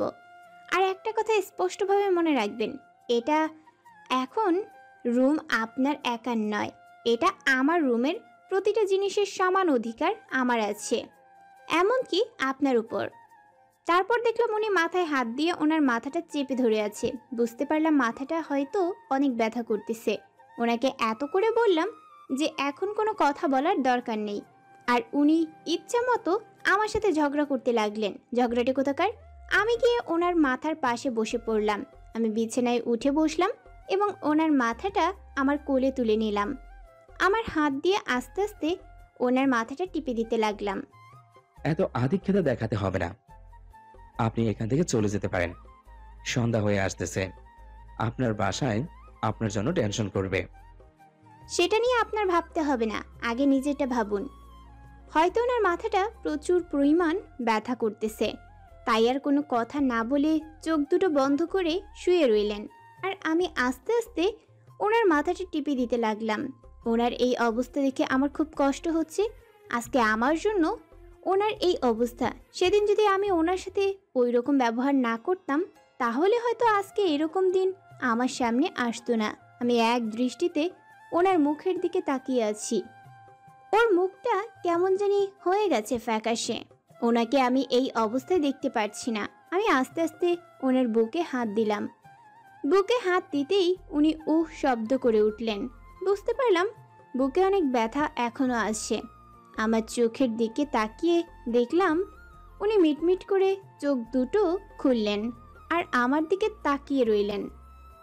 প্লিজ বোঝার চেষ্টা করুন, আপনি এখন বাসায় চলে যান। হয়তো আপনাকে নিয়ে আপনার মা অনেক টেনশন করবে, আপনার ভাইয়া আজকে মাত্র বাসায় গেছে। আজকে যদি আপনাকে বাসায় না পায় আর তার সাথে কথা বলার মতো কেউ না থাকে, তার মনটা খারাপ হয়ে যাবে। প্লিজ আপনি বাসায় চলে যান, আমি থাকতে পারবো। উনি অনেকটা অসহায় দৃষ্টিতে আমার দিকে তাকিয়ে কথাটা বললেন। বুঝতে পারলাম উনি ওনার ইচ্ছার বিরুদ্ধে কথাগুলো বলল। এত কথা না বলে চুপচাপ ঘুমিয়ে পড়ো, সন্ধ্যা হয়ে এসেছে। আমি বাসায় ফোন করে বলে দেব আমি আমার একটা বান্ধবীর বাসায় থাকবো, আজকে বাসায় যেতে পারবো না। দেখুন, এত করে বলতেছি, আপনি বাসায় চলে যান, নয়তো নয়তো কি? হ্যাঁ নয়তো কি? আমাকে মেরে ফেলবেন?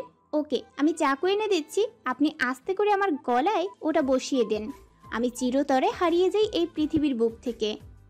উনি কিছু বললেন না। ওনার চোখের দিকে তাকিয়ে দেখলাম ওনার চোখের পানি টলমল করতেছে। ভাবি, বাইরে আসো, অনেকক্ষণ থেকে রুমের ভেতরে। কিছু খাবে না? সকাল থেকে এখনো পর্যন্ত তো কিচ্ছু খাওনি। অনেক আগেই এসেছে এখানে। চুটকির কথা শুনে উনি আমাদের মুখের দিকে তাকিয়ে রইলেন। বুঝতে পারলাম হয়তো উনি ভাবতে পারেনি আমি এখানে সকালে এসেছি। না, এখন আমার খিদে নেই, পরে খেয়ে নেব। আরে ভাবি, তোমার মুখের দিকে তো তাকানো যাচ্ছে না, কি অবস্থা হয়ে গেছে। সকাল থেকে কিচ্ছুটি খাওনি। বললাম তো আমার এখন খেতে ইচ্ছা করতেছে না, পরে খেয়ে নেব। ছুটকি, তুই খাবারগুলো রুমে দিয়ে যা। ওকে ভাইয়া। আমি ওনার দিকে তাকিয়ে রইলাম। উনি আমার দিকে তাকিয়ে শুধু একটা বাঁকা হাসি দিলেন। কি জানি ওনার পেটে পেটে কি বুদ্ধি চলতেছে।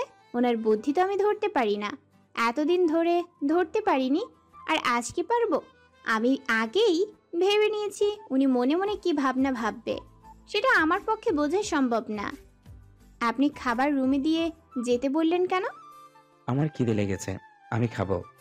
আপনি যেহেতু খাবেন না, আপনাকে জোর করে কি করব? শয়তান ছেলে, নিজে একবারও বলল না খাবার কথা। আমার বুঝি খিদে লাগে না? ও আচ্ছা, ভালো। তারপর ছুটকে এসে খাবারগুলো রুমের টেবিলের উপর রেখে গেল। উনি আস্তে আস্তে উঠে বিছানার উপর উঠে বসে পড়লেন, আর আমি খাবারগুলো ওনার মতে কাছে এগিয়ে দিলাম। আপনি খেয়ে নিন, আমি ওয়াশরুম থেকে আসতেছি। এই যে ম্যাডাম, কোথাও যাওয়া হচ্ছে না। এতক্ষণ তো আপনার ওয়াশরুমের কোনো দরকার ছিল না, এখন খাবার রুমে এসে গেলে আর আপনার ওয়াশরুমের দরকার চলে আসলো, তাই না? আসলে মানে? ন্যাকামি না করে এখানে চুপচাপ বসে থাকেন। আমি খাবার খাবো আর আপনি তাকিয়ে দেখবেন। যেহেতু আপনার খিদে নেই, আপনাকে জোর করা ঠিক হবে না। বদমাইশ টিকটিকি বানর হনুমান গরু ছাগল হাতি নিজে মুখ দিয়ে একবার খাওয়ার কথা বলল না, মন চাচ্ছে একেবারে মেরে ফেলি। কি হলো, এইভাবে আমার দিকে তাকিয়ে আছো কেন? আপনিই তো বললেন আপনার সামনে থেকে যেন সরে না যাই কোথাও, আবার এখন আপনি এইসব বলতেছেন। আমি আপনার দিকে কেমন করে তাকিয়ে আছি? এমন ভাবে তাকিয়ে আছো যেন আমাকে আস্ত গিলে ফেলবে। আপনার না মাথা ব্যথা করে? তাহলে সব সময় আমার সাথে ঝগড়া করতে খুব ইচ্ছে করে, তাই না? আপনার ফোন কোথায়? আমার ফোনটা মনে হয় হারিয়ে গেছে। আচ্ছা, এখন কি আমি আপনাকে কয়েকটা প্রশ্ন করতে পারি, যেগুলোর উত্তর আপনি আমাকে কোনো প্রকার প্রশ্ন না করে দিয়ে দিবেন? আচ্ছা, দেব। তার আগে খাওয়াটা শেষ করি। আর তুমি আমার এখানে আমার পাশে বসে পুরো খাবারটা খেয়ে নাও।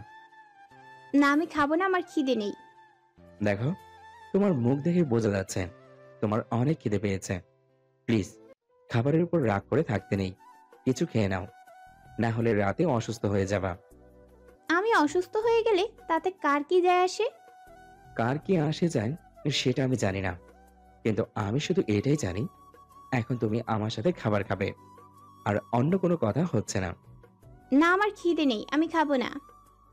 আমার কোনো কথা না শুনে উনি আমার হাত ধরে এক টানে ওনার কোলে বসিয়ে নিলেন। এসব কি হচ্ছে? যে কোনো সময় ছুটকি চলে আসতে পারে, দরজা খোলা আছে। আমার কোনো কথার উত্তর দিচ্ছ না। উনি এক লোকমা ভাত আমার মুখে সামনে ধরলো। আমি মুখ বন্ধ করে আছি দেখে উনি চোখ গরম করে আমার দিকে তাকালেন। ওনার চোখ দেখেই বোঝা যাচ্ছে যদি আমি ভাত না খাই তাহলে নেহাত আমার কপালে দুঃখ আছে। তাই আমি চুপচাপ লোকমাটা খেয়ে নিলাম। উনি আর খাচ্ছে না, আমাকে শুধু খাইয়ে দিচ্ছে, আর আমি চুপচাপ খেয়ে যাচ্ছি। বেশ মজাই লাগতেছে বরের হাতে খাইতে। আমি ভাবতাম উনি সবসময় আমার উপর রাগ দেখাইবে, কখনো আদর্শ হক করবে না, কিন্তু এখন দেখতেছি পুরোই উল্টা। উনি আমাকে খাওয়াই দিচ্ছে আর আমি খেয়ে যাচ্ছি। শেষের লোকমার সময় যেই আমার মুখে খাবার তুলে দিলেন, আমি ইচ্ছাকৃতভাবে ওনার আঙুলে কামড় বসিয়ে দিলাম। ওহ, উনি আঙুল ধরে ওনার মুখের ভিতরে প্রবেশ করিয়ে নিল এবং নিজের মুখের লালা আঙুলটাতে দিতে লাগলেন। বুঝতে পারলাম অনেকটা লেগে গেছে হয়তো। আসলে এই জন্যই লোকে বলে যারা মানুষের উপকার করতে নেই।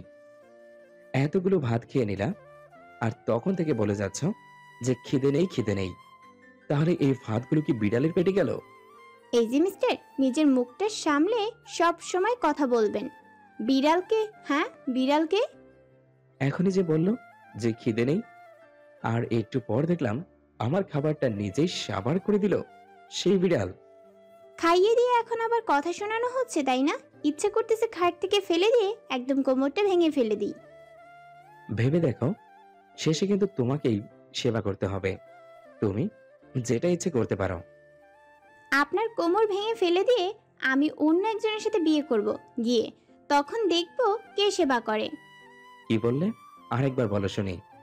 তোমার মিষ্টি মুখ থেকেও তেতো কথাটা আরেকবার শুনতে চাই আমি। ওরে বাবারে, আমার মুখ আবার কখন মিষ্টি হয়ে গেল? কই, আমি তো স্বাদ নিতে পারতেছি না। মিষ্টি নিজেই নিজের স্বাদ গ্রহণ করতে পারে না। চুপ করুন, নিজের অবস্থাটা আগে দেখে নিন, তারপর আমার মিষ্টি খাইতে আসেন, বুঝেছেন? আচ্ছা, এখন অনেক ঝগড়া হয়েছে, রাতে অনেক গল্প করতে পারবেন। আমার ঘুম পাচ্ছে, এখন আমি ঘুমাই একটু। আর হ্যাঁ, আপনার আম্মুকে ফোন করে বলে দেন সারাদিন তো মনে হয় বাসায় ছিলেন না, বাসায় একটা ফোন দেন নাই, হয়তো আপনাকে নিয়ে অনেক টেনশন করতেছে। ওরে আল্লাহ, আমার তো স্মরণই ছিল না। এখন কি হবে? এখন যদি আম্মুকে ফোন দেই তাহলে এক গাদা বকা শুনতে হবে। এখন আম্মুর কথা মনে পড়তেই মনটা খারাপ হয়ে গেল। সারাদিন আম্মুর সাথে কথা হয়নি, আম্মু হয়তো আমাকে নিয়ে অনেক টেনশন করতেছে। এইভাবে মন খারাপ করে না থেকে ছুটকির কাছে ফোনটা নিয়ে আপনার আম্মুকে ফোন করেন। তারপর বলে দিন যে আপনি আপনার বান্ধবীর বাসায় আছেন। বলতে পারেন যে স্বামীর বাসায় আছেন, আমি ভয় করি না। এখন তো বলবেন ভয় করি না, চোরের মতো পালিয়ে গিয়ে বিয়ে করে নিলেন। চোরের মুখে এখন আবার বড় বড় কথা, তাই না? আর কয়েকটা দিন ধৈর্য ধরো। এত ধৈর্য হারা হলে হবে? আর কয়েকটা দিন ধৈর্য ধরো, ভালোভাবে তোমাকে তুলে নিয়ে আসি। আমি দূরে কোথাও হারিয়ে যাব, তাও আর আপনার মতো বদমাইশ ছেলেকে আমি বিয়ে করতেছি না। দেখো, একদম বাজে কথা বলবে না, চুপচাপ যাও, তোমার আম্মুকে ফোন করে আসো। আমার বইয়ে গেছে আবারও আপনার রুমে আসতে। আমি ছুটির কাছে থেকে যাব। আমরা দুজন কথা বলতেছি, এর মাঝে ছুটকি আমাদের রুমে চলে আসলো। কি ভাবি, স্বামীকে পেয়ে দেখি আমাকে পুরোই ভুলে গিয়েছো, বুঝতে পারছি না। আরে তেমন কিছু না, তোমার বদমাইশ ভাইয়া আছে না, নড়তে পারতেছে না, তাই ওনাকে একটু হেল্প করলাম। থাক, আর বাহানা করতে হবে না। এখন কি আমার সাথে একটু আড্ডা দেয়া যাবে নাকি? নাকি আমি এখানে আড্ডা দেব? কোনটা? ওকে, চলো। আরে তুই এখানে বসে আড্ডা দে, বাইরে যাওয়ার কি আছে? এখানে বসে আড্ডা দে, আমিও তোদের সাথে আড্ডা দিই। আমি যেই বলতে যাব চলো বাইরে যাই, গিয়ে আড্ডা দেই, তার আগেই উনি কথাটা বলে দিলেন। বুঝতে পারলাম এখন আমাদের আর সাথে আড্ডা দিলে হয়তো ওনার মনটা ভালো হয়ে যাবে, কারণ কয়েকদিন হয়তো অনেক টেনশনে ছিল। তাই আমি আর কিছু না বলে ছুটকিকে আমার পাশে বসিয়ে নিলাম। চলো ভাবি, আমরা তিনজন মিলে একটা গেম খেলি। তিনজন মিলে কি গেম খেলা যায়? চলো লুডো খেলবো, বাজি। দেখ, লুডো খেলবি? আমি জানি তোরা যে কোনো প্রকারে আমাকে হারিয়ে দিবি আর আমার পকেট থেকে টাকা মেরে নিবি, তাই বলতেছি কি লুডো খেলবো ফোনে? তোর ফোনে লুডো গেম আছে? আমার ফোন হারিয়ে গেছে, তোর ফোনটা নিয়ে আয়। আমার ফোনের চার্জ শেষ, তাই এখন ফোনটা খেলতে হবে। ও, তার মানে দুজনের ধান্দা আমার পকেট থেকে টাকা মেরে নেবে, তাই তো? ওকে, দেখা যাক আমিও কম কিসের। ওকে, আমি খেলতে রাজি, তবে আমি মাঝখানে বসবো আর তোমরা দুইজন আমার দুই পাশে। কেন বইয়ের পাশে না বসলে হয় না? দেখ, সব সময় ন্যাকামি করবি না, বুঝছিস? এখানে তুই যে চিটারি করবি সেটা আমি ভালো করেই জানি, তাই আমি মাঝখানে বসবো। তোমরা দুইজন আমার দুই পাশে। আমরা চিটার করব? তার মানে কি আপনি কি বলতে চাচ্ছেন আমরা দুজন চিটার? তাই তো আমরা দুজন খেলতে পারি না, তাই তো? ওকে, আপনারা দুজন অনেক ভালো খেলতে পারেন, অনেক পাক্কা প্লেয়ার। এখন বেশি বকবক আর ঝগড়া না করে তাড়াতাড়ি খেলাটা শুরু করা যাক। দেখেন, আপনার রাগ আপনার পকেটে ভরে রাখেন, আর সেটাকে ভালোভাবে সাবধানে রাখবেন, সবসময় বাহির করার চেষ্টা করবেন না। আচ্ছা, তাহলে খেলা শুরু করা যাক। তারপর তিনজনেই অনেক মনোযোগ দিয়ে খেলা শুরু করে দিলাম। প্রথম খেলাটা ভালোই চলছিল, যেই খেলাটা মাঝ পজিশনে চলে গেল, কে কাকে কাটতে পারে সেটার কম্পিটিশন শুরু হয়ে গেল। আমার দুইটা পাক্কা গুটি কেটে দিল। এই দুইটা গুটি ঢুকাইতে পারলে আমি ফার্স্ট হতাম। এখন কি হবে? ওদের তো আর একটা করে আছে, আমার দুইটা। আমি মন খারাপ করে খেলতে লাগলাম। আমার মন খারাপ হয়তো উনি বুঝতে পেরেছেন, তাই দেখতেছি উনি আর মনোযোগ দিয়ে খেলতেছে না। আমি ব্যাপারটা বুঝতে পারলাম এবং আমি মুখটা মুচকে হাসি দেওয়ার মতো করে আমার খেলায় মনোযোগটা দিলাম। তারপর দেখলাম ছুটকি ওনার গুটিটাকে কেটে ফেললো, আর ছুটকি অনেক জোরে জোরে চিৎকার করতে লাগলো, কেটেছি কেটেছি কেটেছি আমি। এই যে এভাবে চিৎকার করে কখনো তুই জিততে পারবি না। তুই দেখ, তুই হারবি, আর খাওয়াটাও তুই দিবি। তারপর আবার সবাই খেলায় মনোযোগ দিলাম। অনেক সময় মনোযোগ সহকারে খেলতে লাগলাম। আমার একটা গুটি আবার পাকিয়ে ফেলেছি। এখন আমারও একটা গুটি আছে। উনি ওনার গুটিটা ঘরে প্রবেশ করালে আর পুট করে উনি জিতে যান। চুটকির পা ছুলে চুটকি জিতে যায়, কিন্তু আমার এখনো স্বাদ লাগে। উনি চাল দিলেন কিন্তু ওনার পুটু হলো না। তারপর চুটকি চাল দিল কিন্তু ওরও পাঁচ হলো না। এবার আমার পালা। আমি চোখ বন্ধ করে আল্লাহর নাম নিয়ে চাল দিলাম, ছক্কা। ওয়াও! আমার আর এক দরকার। এই এক হবে কিনা জানি না, অনেক ভয় লাগতেছে। যদি না হয় তাহলে আমি হয়তো আর জিততে পারবো না। ভয় ভয় করে চালটা দিলাম। ওয়াও! আমি জিতে গেছি বলেই একটা চিৎকার শুরু করলাম। আমার চিৎকার করা দেখি উনি অবাক দৃষ্টিতে আমার দিকে তাকিয়ে রইলেন। আমি পরিবেশটা বুঝতে পেরে চুপ করে মুখ গোমড়া করে নিচের দিকে তাকিয়ে বসে পড়লাম। ভাবি, তুমিও না কখন যে কি করে বসো নিজেও জানো না। এটা সন্ধ্যের সময়, আর এই সময় বাসায় কেউ চিৎকার করলে আম্মু অনেকটা রেগে যায়। সরি, আমি তো জানতাম না, আর অনেকটা হ্যাপি ফিল হচ্ছে তো মনের মধ্যে, তাই নিজেকে আর আমি কন্ট্রোল করতে পারিনি। দেখো, এত খুশি হয়ে কাজ নেই, এখনো খেলাটা সম্পূর্ণ হয়নি। আরো একজনকে জিততে হবে, তারপর লুজার খাওয়া দিবে। এই ফটর ফটর না করে চালটা দে, তারপর দেখ তুই কিভাবে লিসার হোস। এই দেখে, চাইলে আমি উঠে গেছি। কথাটা বলে উনি চাল দিলেন, কিন্তু ভাগ্যবশত ওনার পুট উঠল না। তারপর ছুটকি চাল দিল, কিন্তু ভাগ্যের কি খেলা, ছুটকির পাঁচ উঠে গেল। ওনার মুখের দিকে তাকানো যাচ্ছে না, একদম কালো মেঘের ভেলা এসে যেন চেয়ে গেছে ওনার মুখে। তোকে এত করে বললাম যে তুই আমাদের সাথে পারবি না। এই মানে তুই এটা বলে কি বোঝাতে চাচ্ছিস? আমি কি কোনো বাটপাড়ি খেলা খেলেছি নাকি? বাটপাড়ি খেলিস নাই, তবে তুই তোর ভাইকে ভুলে গিয়ে দুদিনের ভাবিকে আপন করে নিয়েছিস। দেখ, তোর মতো আমার ভাবি অতটা খারাপ না, তাই তুই আমার ভাবিকে নিয়ে একটাও কথা বলতে পারবি না। হায় রে কপাল আমার, নিজের বোনের মুখ থেকে এইসব কথা শুনতে হবে। আগে জানলে কচু গাছের সাথে ফাঁসি দিয়ে মইরা যাইতাম, তাও তোর লগে কথা কইতাম না। তুই যদি আমার শত্রুতা না করতি তাহলে আমি ঠিকই জিতে যেতাম। আমি ওনাদের দুজনের ঝগড়া দেখে মিটিমিটি করে হাসতেছি। হঠাৎ করে ওরা দুজন আমার দিকে তাকিয়ে রইলেন। আমি হাসি বন্ধ করে মুখটা গোমরা করে নিচের দিকে তাকিয়ে রইলাম। এখন আমাকে নিজের কাছে নিজেকে জোকার মনে হচ্ছে। আচ্ছা, তোমরা দুজন আমার দিকে এভাবে তাকিয়ে আছো কেন? কেন? আপনি কি যে আপনার দিকে তাকিয়ে থাকা যাবে না? আমি কি বলছি আমার দিকে তাকিয়ে থাকা যাবে না? আমি শুধু এটা বলতেছি এইরকম করে তাকিয়ে আছেন কেন।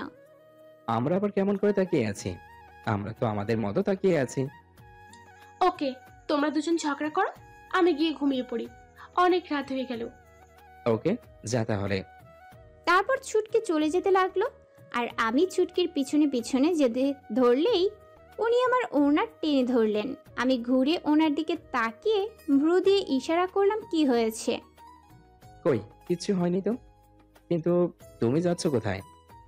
আমি ছুটকির সাথে শুতে যাচ্ছি। কেন, আপনার কিছু লাগবে? হ্যাঁ, লাগবে।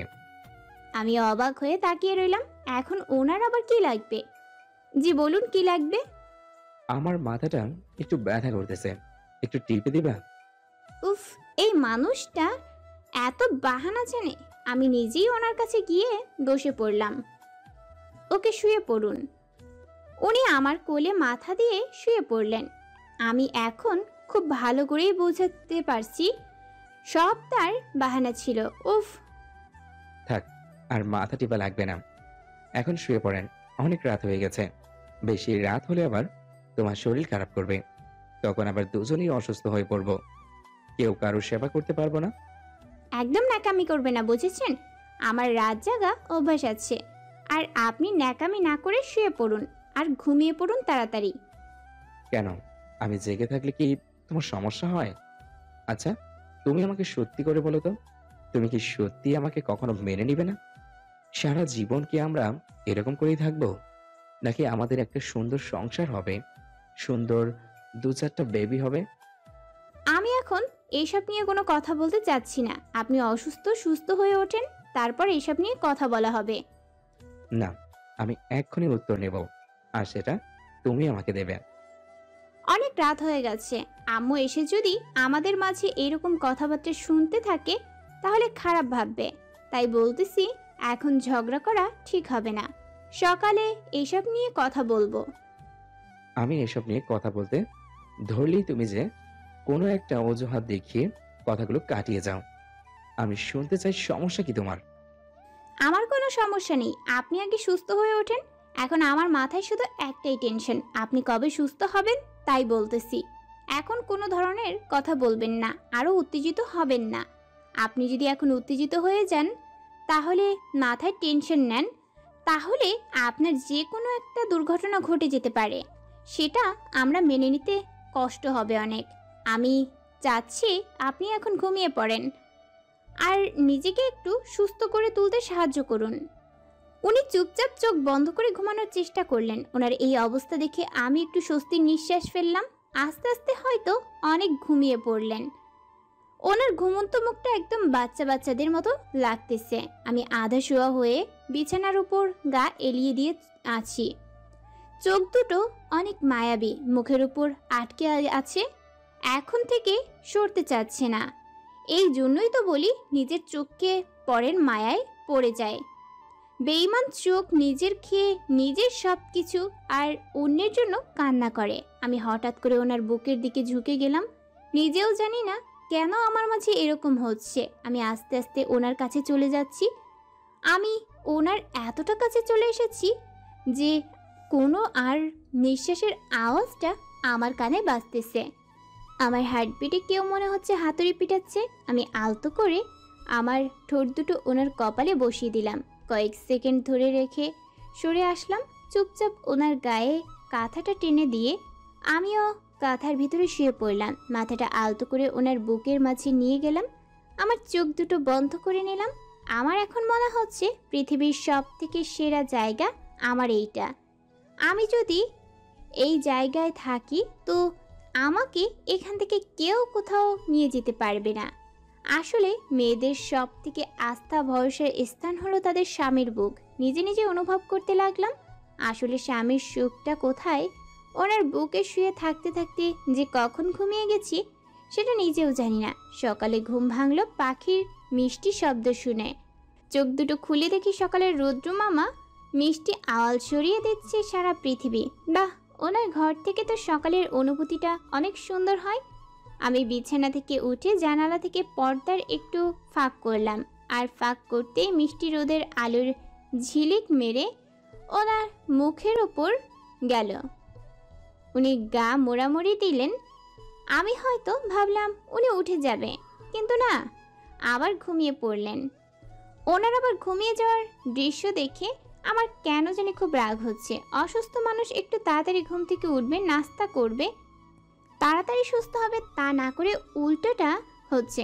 দাঁড়াও দেখাচ্ছি মজা। আমি টেবিলে থাকতে এক গ্লাস পানি নিয়ে আসলাম, পানিগুলো সোজা ওনার মুখে ছুঁড়ে মারলাম। আমি ঘুমিয়েছিলাম, হঠাৎ করে মনে হচ্ছে ছাদ ভেদ করে বৃষ্টির পানি আমার মুখে পড়তেছে। চোখে পানি পড়তেই চোখ থেকে ঘুমটা যেন উধাও হয়ে গেল, আর আমার চোখ দুটো অটোমেটিক্যালি খুলে গেল। চোখ দুটো খুলে পাশে তাকিয়ে দেখি দিবা খিলখিল করে হাসছে। তার মানে বুঝতে পারলাম কাজটা ওর। আমি অনেকটা রাগী লোক নিয়ে ওর দিকে তাকিয়ে রইলাম। আমার এত স্বাদের ঘুম তুই উধাও করে দিলি, তাও আবার এত সকাল সকাল। এটা করার কারণ কি? আপনার মতো আলিশা মানুষ আমি কখনো দেখি নাই। কেউ এত সকাল করে ঘুমিয়ে থাকে? কেউ থাকে কিনা জানি না, তবে আমি ঘুমিয়ে থাকি। আর তুমি আমাকে এভাবে জাগাইলা কেন? আমার মন চাইছে তাই আমি জাগিয়ে দিয়েছি।